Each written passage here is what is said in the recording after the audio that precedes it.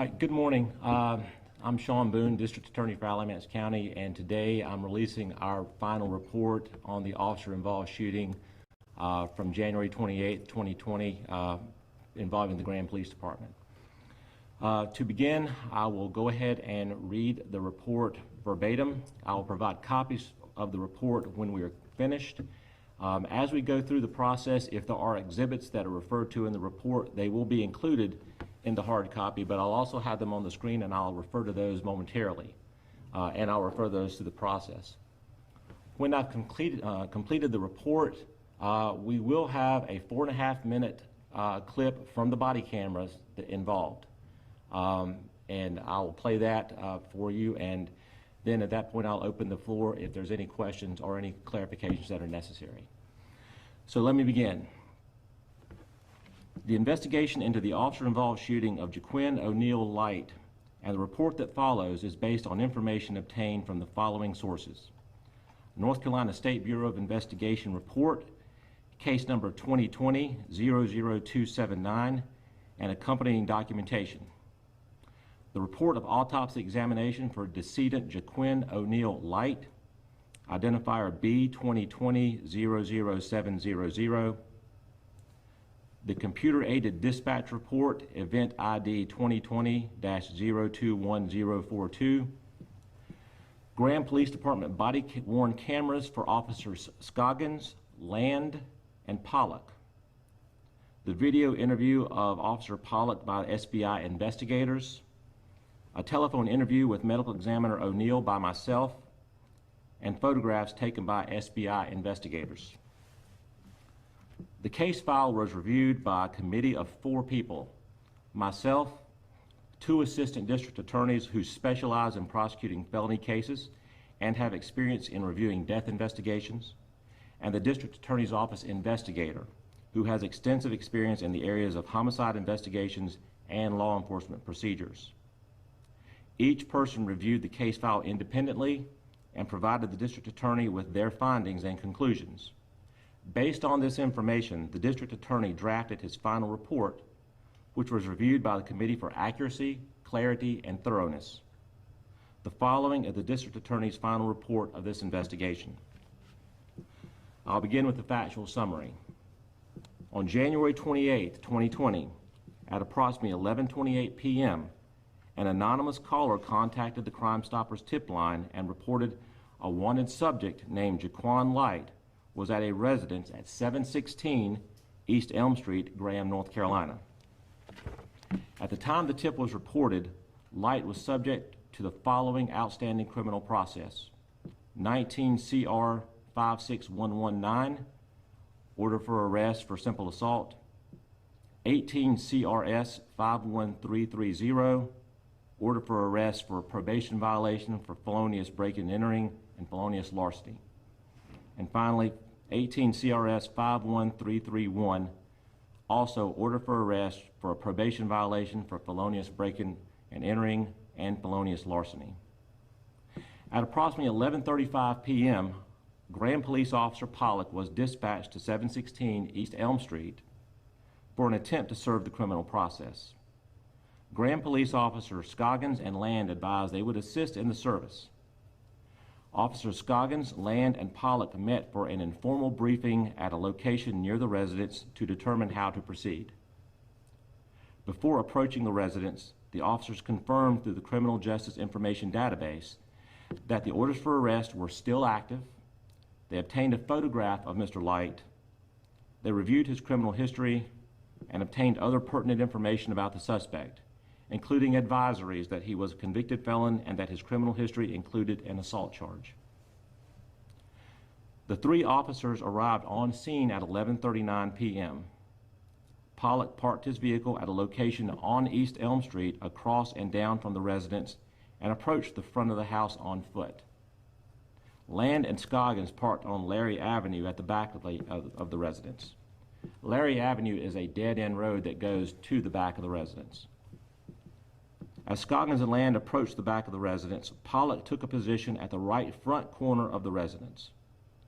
Pollock radioed Scoggins and asked, quote, if there's an entrance to the back side of the house that you could see. The front of the house is covered in plastic all over the front porch, end quote. Scoggins answered there was a back door. At 11:43 p.m., Scoggins made contact at the back door of the residence with Mr. Chandler Russell and asked to have one of Russell's parents come to the door. Russell closed the door and went to notify his mother, Chrissy Ashby. While waiting for Ashby, Scoggins saw a black male whose hair matched Light's through the window into the residence.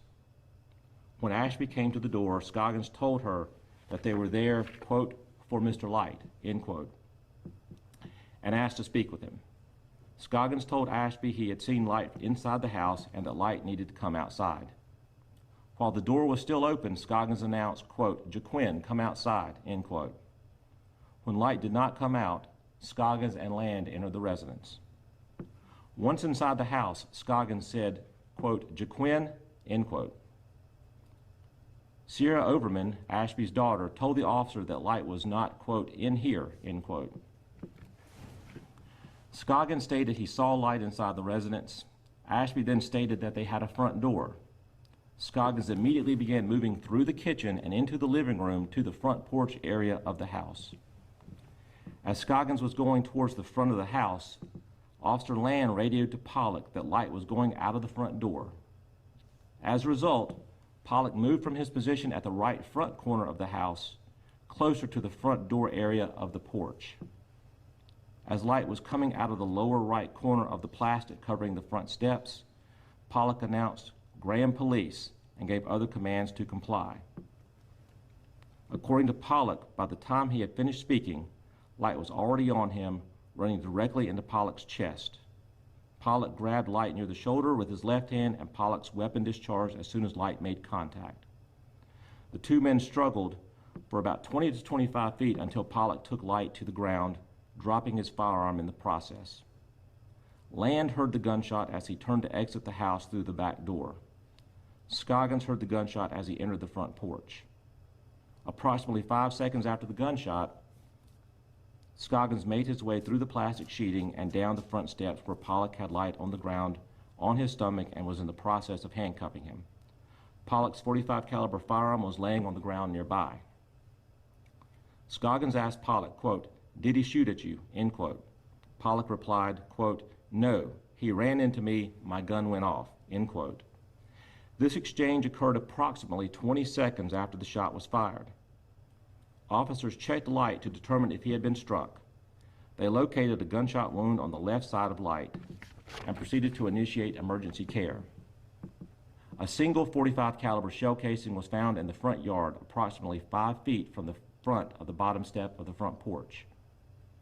Pollock did not find the weapon in Light's possession, and a subsequent search of the scene by the State Bureau of Investigation confirmed that Light was not in the possession of a weapon. Alamance County EMS was called at 11:45 p.m. and began working on Mr. Light at 11:54 p.m. Light was removed from the scene at 12:01 a.m. and care was transferred to the Emergency Department Trauma Team at UNC Hospitals at 12:26 a.m. Mr. Light was pronounced dead at 12:39 a.m. after life-saving efforts failed. I'll move on to the evidence of injury. Mr. Light was killed by a single gunshot to the left side of the abdomen, slightly above and to the left of the navel. And you'll see that here at Exhibit 1.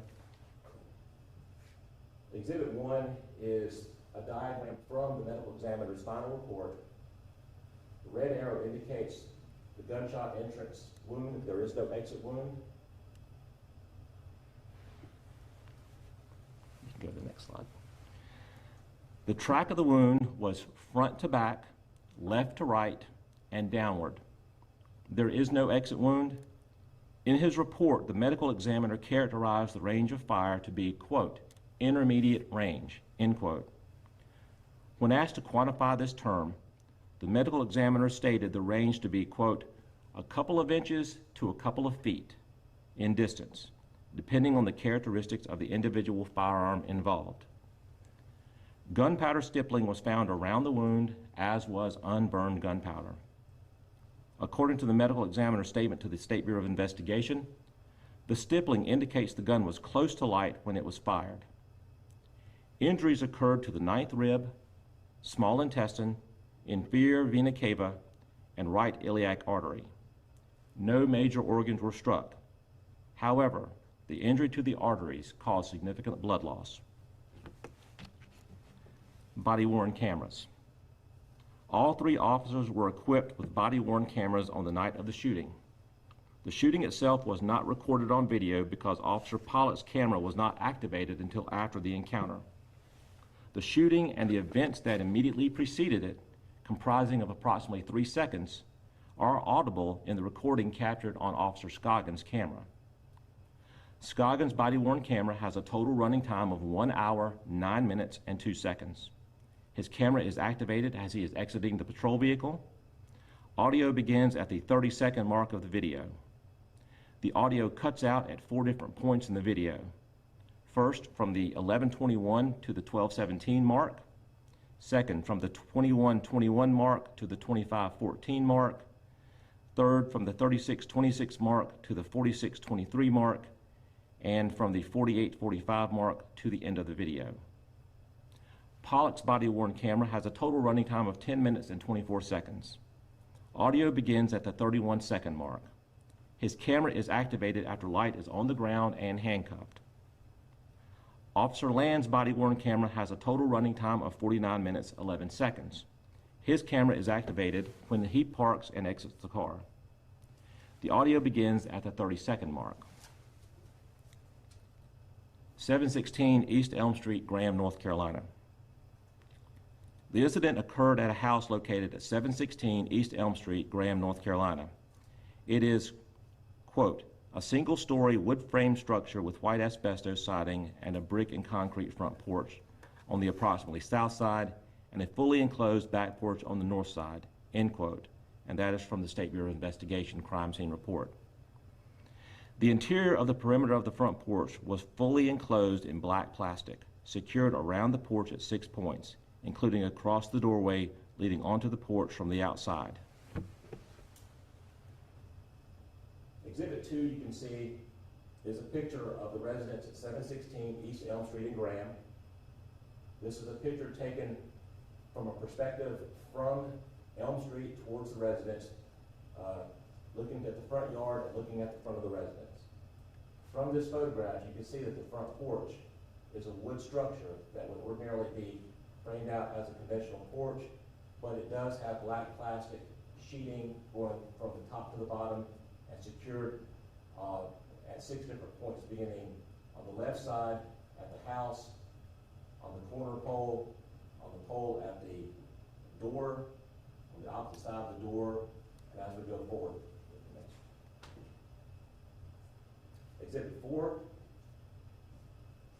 it continues to the post on the right side and then continues to be attached to the residence. This is what the officers encountered, and this is how they found the residence. The damage to the door, the plastic sheeting at the front door was done during the course of the incident. Prior to that, this was sealed up as well. It is apparent that the front of the residence was not accessible from the outside, and it was not intended to be accessible.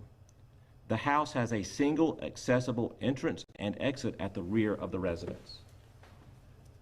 Exhibit 5 shows the rear of the residence at 716 East Elm Street. There is a single door. That door represents the only entrance and the only exit to the residence.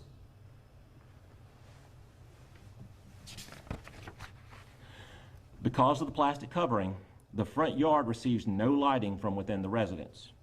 At night, the only lighting for the front yard originates from street lights across and down the street. There is a street light in the backyard of the residence, but it does not emit light into the front yard. Involved persons. According to the SBI report and other evidence, Officer Marcus Pollock is a black male with dark complexion. He is 5 feet, 8.5 inches tall and weighs approximately 198 pounds.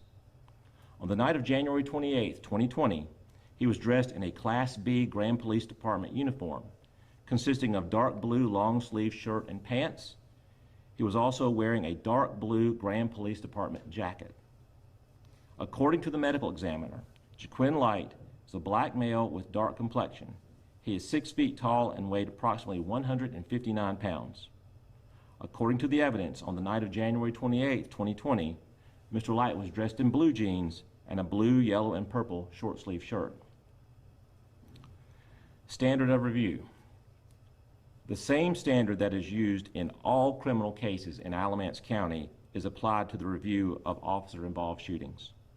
The analysis involves reviewing the totality of the facts developed for the criminal investigation and applying the pertinent law to those facts. For criminal charges to be pursued, the district attorney must find that there is reasonable likelihood that all elements of any crime charge can be proven beyond a reasonable doubt to 12 unanimous jurors at trial after considering reasonable defenses and admissible evidence.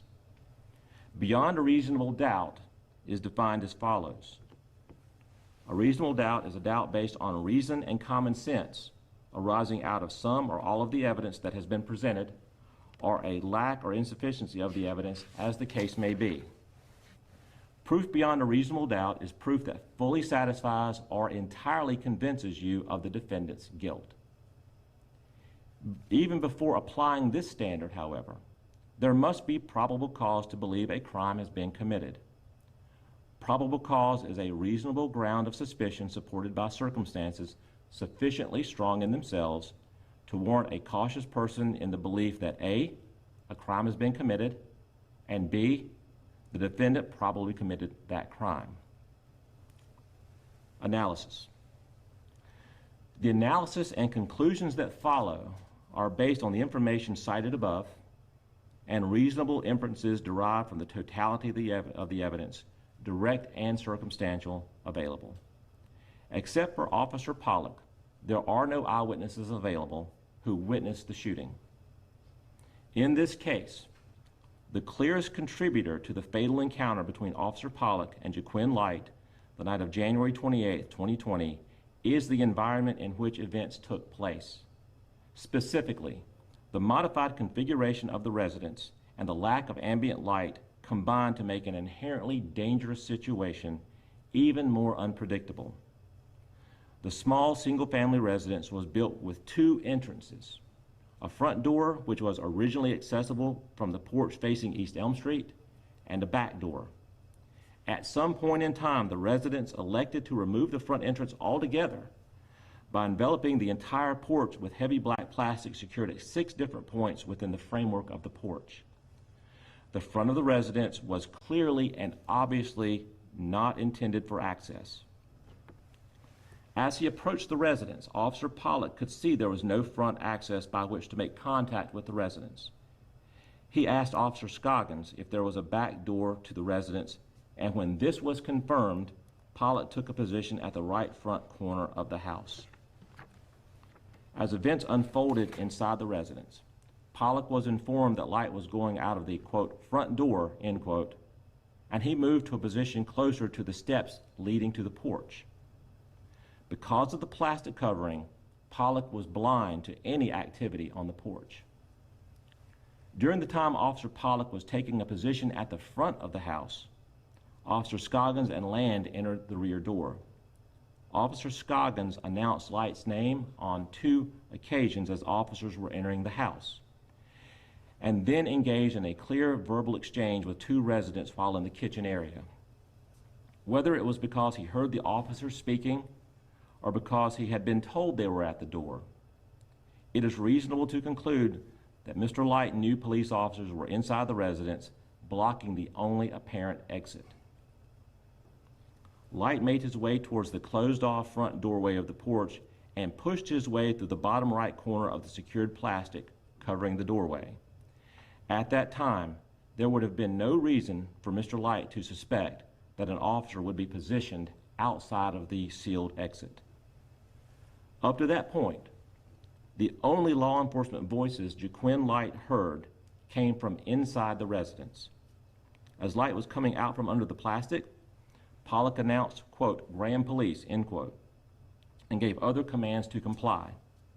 This can be heard from outside at the 3:29 mark of Officer Scoggins' body camera, prior to the sound of a dog barking and the shot being fired.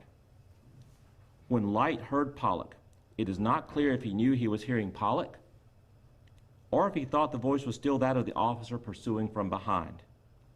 To confuse his situation further, Mr. Light would have been unable to see ahead clearly enough to react safely. At the time of the fatal encounter, the front yard area near the house was poorly lit and visibility was low. Exhibit 6 is a still shot taken from Officer Scoggins' camera. This frame was taken after going through the video multiple times. The first instance that Officer Scoggins stands up and his camera can see ahead and out into the yard, this is what he sees. The yellow arrow represents Officer Pollock and Mr. Light. The encounter between Mr. Light and Mr. Pollock would have actually occurred closer to the house in this area. As you can see, the lighting, even further in the yard, is very difficult. Even closer, it would be even more difficult to ascertain what's in front of you. Officer Pollock, a black male with dark complexion, was dressed entirely in dark blue. He was standing approximately 3 to 6 feet from the bottom step of the porch, based on the location of the spent shell casing from his weapon. Exhibit 7, you'll see some red marker. At the bottom of the marker at the base is a shell casing for a .45 caliber handgun. This is located approximately 5 feet from the bottom step in front of the house. When Light collided with Pollock, the officer grabbed Light around the shoulder area with his left hand while his duty weapon was discharged in his right hand. The shot struck Light in the left abdomen area. The autopsy for Jaquin Light concluded that he was shot one time at a range from 2 inches to 2 feet. The location of the wound, its direction, and the range of the shot are consistent with Officer Pollock's account, to wit, the shooting occurred within arm's length. There is no evidence whatsoever that Jaquin Light was shot in the back by the officer. 5 seconds after Light was shot, which can be heard at the 3:32 mark of Officer Scoggins' body-worn camera, Pollock and Light are visible on the ground approximately 20 to 25 feet from the bottom step of the porch. Pollock's firearm, situated a few feet closer to the house, was recovered in the yard near where he and Light fell to the ground. This is a still shot again from Officer Scoggins' video. From where you're situated, the red circle represents the firearm. You can look closer to the right-hand side, looking at the screen. There's the front porch. Mr. Light would be situated to the left-hand side of where the light circle is on Exhibit 8. This effectively concluded the chain of events that resulted in Jaquin Light's death. In addition to the poor environmental conditions Light encountered, the extremely short time span between his exit from the porch and the moment he was shot is compelling circumstantial evidence that Light had no time to think before initiating contact with the officer. Pollock stated, quote, "By the time I had finished giving commands, he, Light, was already on me," end quote. This statement is consistent with the events heard on Scoggins' body-worn camera, where 1 to 2 seconds elapsed between Pollock's commands and the gunshot. Conclusions. The evidence supports 2 scenarios for the shooting of Jaquin Light: accidental discharge of the weapon caused by the collision between Light and Officer Pollock, and discharge of the weapon for self-defense. Both are consistent with the physical evidence and the findings of the medical examiner. Of the 2 possibilities, the evidence most strongly supports a scenario in which Light unintentionally collided with Officer Pollock before he could orient himself as to where he was. Given that Light was unarmed and facing a larger man, it is not reasonable to believe that Mr. Light intended to physically engage an armed Officer Pollock. This accidental discharge scenario is supported by an additional important factor: the officer's present sense impression. North Carolina law recognizes the inherent reliability of statements describing events observed contemporaneously or shortly thereafter. In explaining why this type of statement, called a present sense impression, is recognized as an exception to the hearsay rule, the North Carolina Supreme Court explained, quote, "The basis of the present sense impression exception is that closeness in time between the event and the declarant statement reduces the likelihood of deliberate or conscious misrepresentation," end quote. Pollock's initial statement, occurring approximately 20 seconds after the shooting, was, quote, "He ran into me. My gun went off," end quote. This statement was made moments after Pollock and Light went to the ground, when he was in the process of handcuffing Light. At that time, Pollock had not recovered his weapon and had not yet confirmed Light had been shot. In short, he had no time to reflect and little information to process before making his statement. The self-defense scenario differs from the accidental discharge scenario in one significant way. It accounts for the perceived and actual threat to the officer. In his interview with the State Bureau of Investigation on February 3, 2020, 6 days after the shooting, Pollock provided a similar account of events as he gave while on scene. He stated more than once that he fired one shot, quote, "soon as we make contact," end quote. The encounter, quote, "may have been a second and a half," end quote. However, on this occasion, he articulated his reasoning for discharging the firearm. Quote, "Part of it may have just been training, but you know you have somebody you're not sure of, not listening, and running at me. I basically had a fear for myself of him possibly harming me," end quote.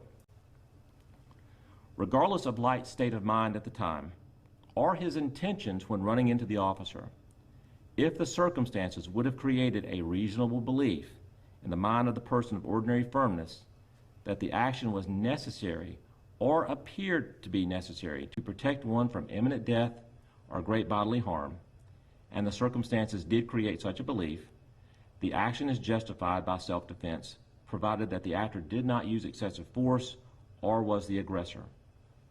In this case, Officer Pollock's perspective on the events that night were shaped by several considerations. First, he was dispatched to serve felony criminal process on an individual with whom he had no prior knowledge. Reviewing the law enforcement database, he learned that Light had a criminal history that included assault. The task for which he was dispatched, serving felony orders for arrest, is dangerous and usually involves more than one officer for that reason. In this case, 3 officers coordinated to serve Light. Second, the residence was reconfigured in a way that prevented the officer from being able to inspect the front of the house.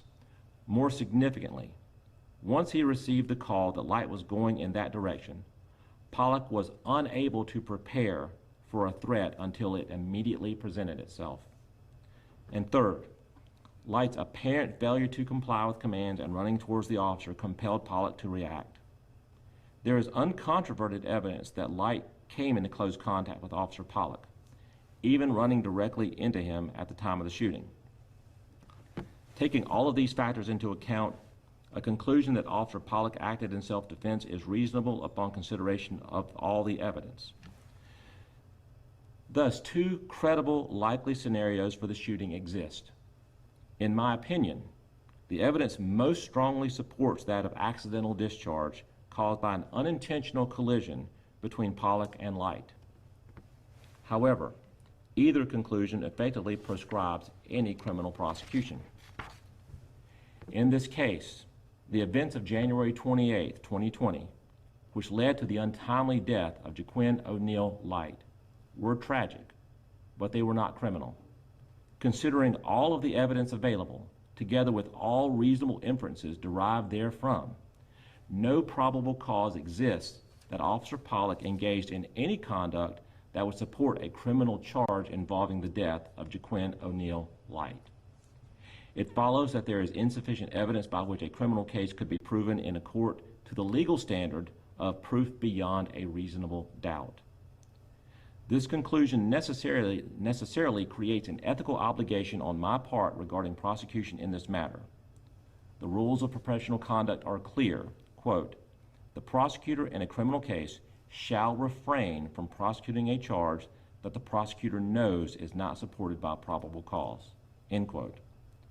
For these reasons, therefore, the Alamance County District Attorney's Office will not be initiating criminal charges against Grand Police Officer Marcus Pollock. That concludes the report.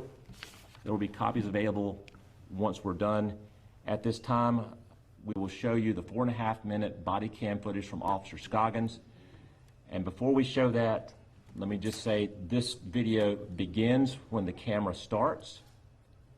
There is the first 30 seconds does not include audio. The audio does not start until 30 seconds in. And it goes to the 4.5-minute mark. So it will include the interaction between Officer Scoggins and the residents, Officer Scoggins going into the residence, and the immediate aftermath of the shooting.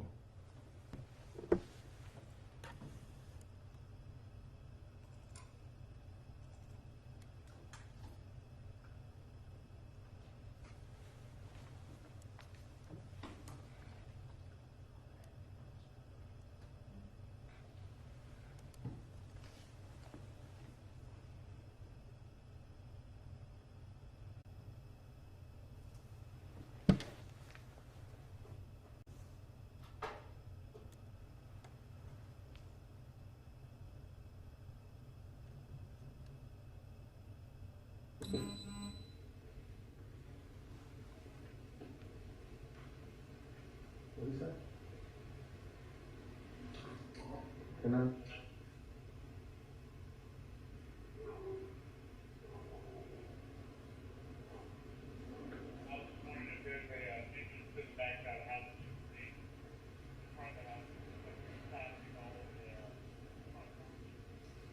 Yeah, they're back those.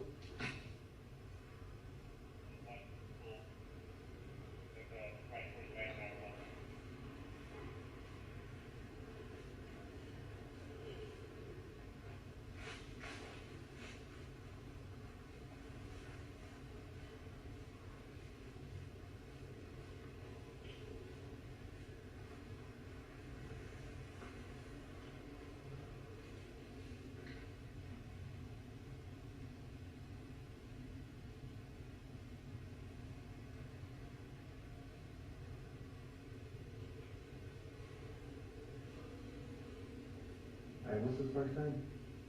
What's his first name?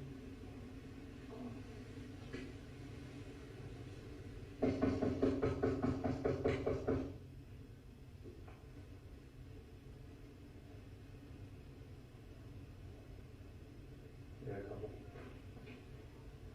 Hey, how you doing? Good, buddy. Good, man. Is you got mom or dad lives here? Mom? Yeah. Is your mom here? Can I talk to her real quick? Yes.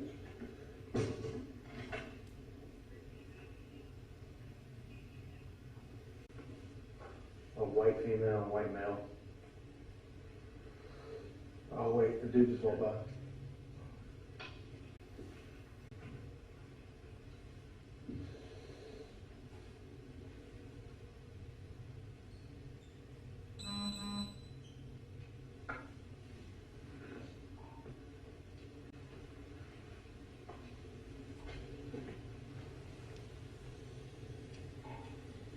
Hey, I just saw a black male matching like his dreads.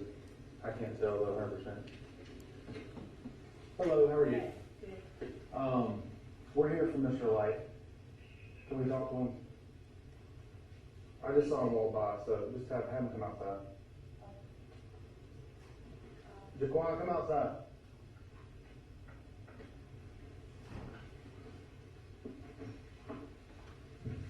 Jaquan. I just saw him.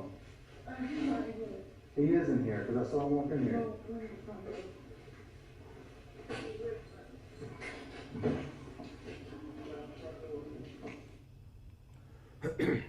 Before we go any further, this is a 325 mark. When we get to the 329 to 330 mark, you'll hear faint noise like somebody talking outside the residence. That would be Officer Pollock giving his commands. Then you hear a dog bark, and then you'll hear what sounds like a very low thud. That's the gunshot. That'll be at the 3:32 mark.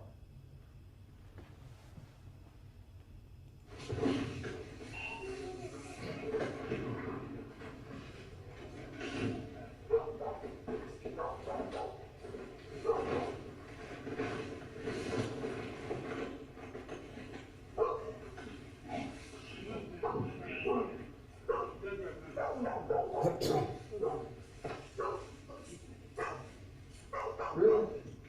Did you shoot it? No. He ran into me. Okay, you Okay, you okay? Yeah. He must have shot up. You okay, buddy? Hey, what you doing,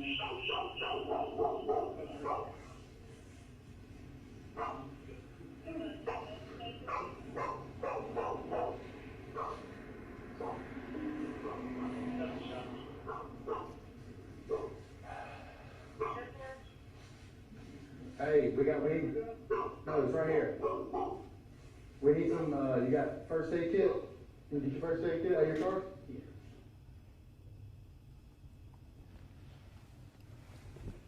And that effectively was the documentation that we have that was available for the shooting, officer-involved shooting of Mr. Light. That is all the information I have at this time. Does anybody have any questions? If not, we'll conclude. Yes, ma'am, I'm sorry. Would it have been standard procedure for Officer Pollock's body camera video to be turned on at the point that the shooting happened? And was there any determination of if that violated Graham Police policy procedures? That'd be a question you'd have to take with the Graham Police Department. I would just say that it would have been much more helpful had it been turned on when he exited his patrol vehicle, as the other two officers did. I know there was discussion about the Graham Police Department and other agencies having a meeting with Mr. Light's family. Did that meeting ever occur to your knowledge? To my knowledge, I don't know what, if any, interaction they've had with the family. I'm sure there's been contact. I don't know the content of any discussions on that part. I know you mentioned several times the low level of ambient light available. I noticed that several of the officers had flashlights, at least inside the home. Did Officer Pollock have a flashlight in his possession when the shooting happened? That I don't know. We based this on what we were able to see, and at the time that the camera first shows Officer Scoggins seeing Officer Light, he's in the process of handcuffing, so I'm not aware if he had his flashlight out at that time or not. And it's not reflected in the State Bureau of Investigation report either. Why was it so important to go in depth and present, the footage that you were able to? We're obviously at a very tense moment, and it's, there's a lot of tension right now between police and certain people in the public. Why was it so important for you to go in depth and make this kind of determination and present it publicly? Well, it was very important for one fundamental reason. What we do in this courthouse, whatever happens here is designed and intended to maintain, restore, or create, whatever one would term it, public confidence in our court system. And that can only be done through transparency and information. And I can tell everybody, we received, actually, this occurred on January 28th of 2020. We received the State Bureau of Investigation report in our office May 18th. And normally it might have been a little sooner, but the COVID outbreak, that caused, understandable, a little bit delay. I received the body camera footage the next day. On May 20th, I put this information out to two prosecutors and my investigator, and I began to review it. And over the next month, I can tell you the videos, including the body camera videos and the video of the interview with Mr. Pollock by the State Bureau of Investigation, we reviewed over 3 hours of video, over 200 pages of information, and it was a process that took days, and I would say weeks. I personally, on my part, probably 50 hours in this case, going through the video, going line by line, getting a transcript of everything that's said so that I could tell what transpired. And it's important because justice may not be determined by some people by the outcome, but in all cases it should be determined by the process. if we don't give the process the due respect it should have, especially in a case where initially, and it's not anybody's fault, it's not the press's fault, it's just at the beginning the information was not available and rumor can take over. And two things we know: he didn't have his camera on and Mr. Light was unarmed. And those are they're very serious and they're very problematic. But I can just say, in this situation and with what we saw here today, this is the type of interaction that takes place many times. It is a typical law enforcement interaction that occurs on a regular basis.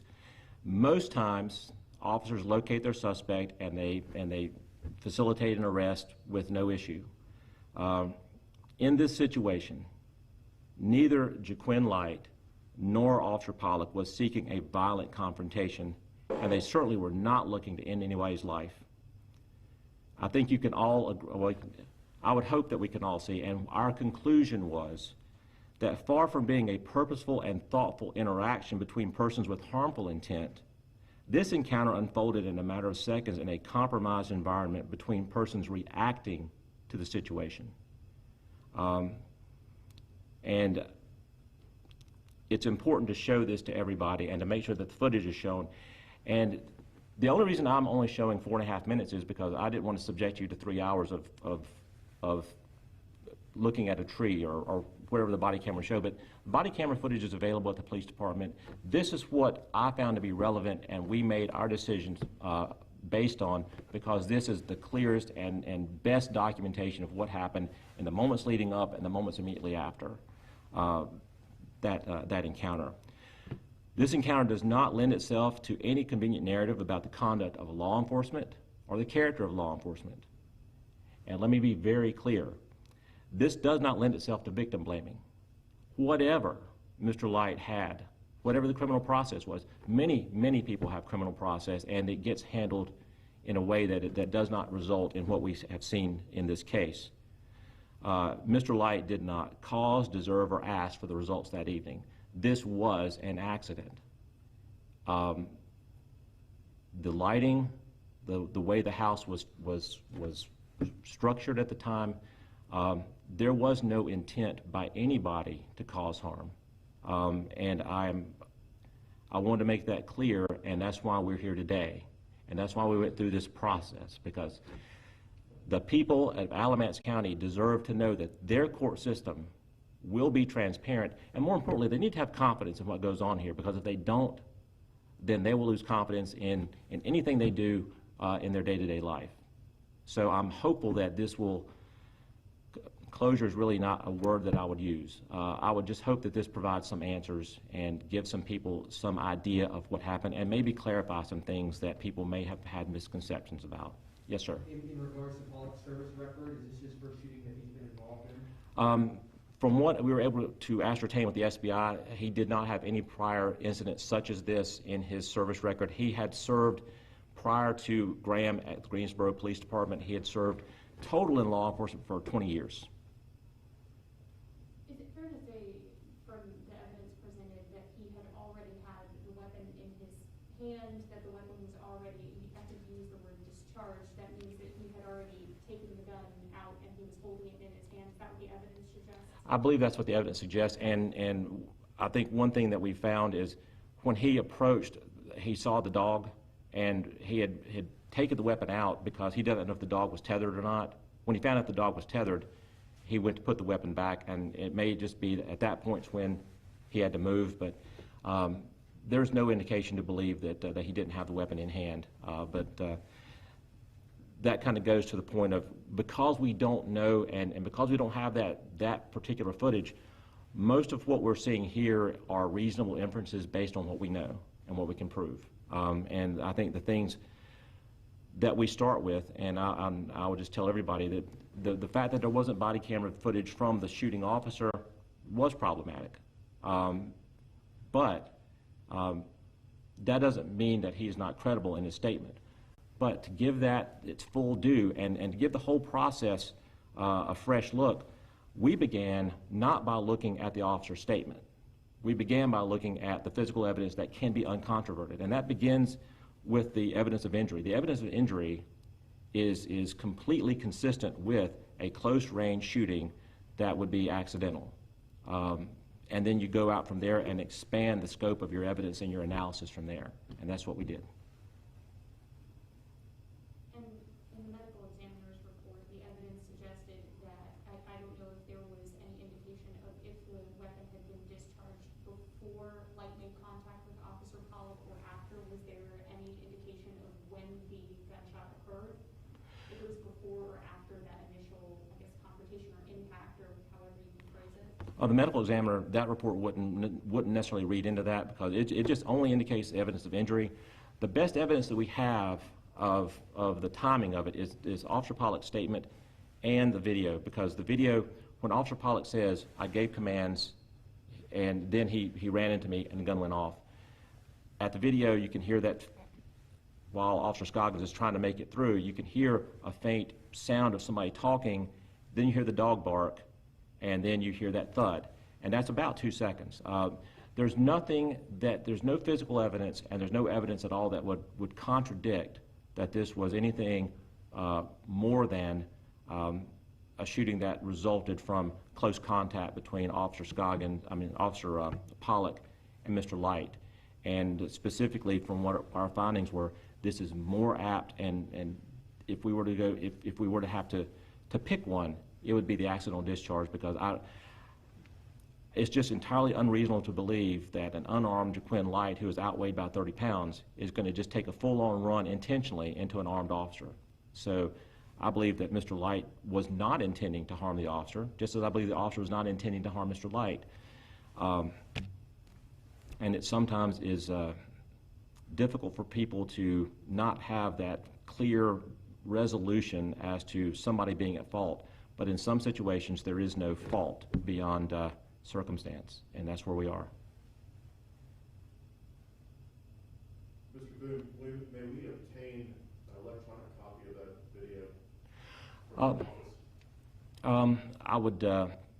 I only secured it for the purposes of the report, so it may be something that needs to be gone through the police department. And you can certainly get, this is from Officer Scoggins. You can get that video. I will check and see if I can release that. If I can, I will. I do have hard copies of the report with the exhibits, and you can have those when we're done here, and that should help with being able to kind of go back and parse through what has been said here today. I do have one additional question about sort of the setup that you were talking about of the home itself. Is there any evidence that there had been any prior surveillance, or that they had seen the home ahead of time? You mentioned that it was just sort of this environmental challenge to serve over an active home, or was there not time to do that sort of work before the officers arrived?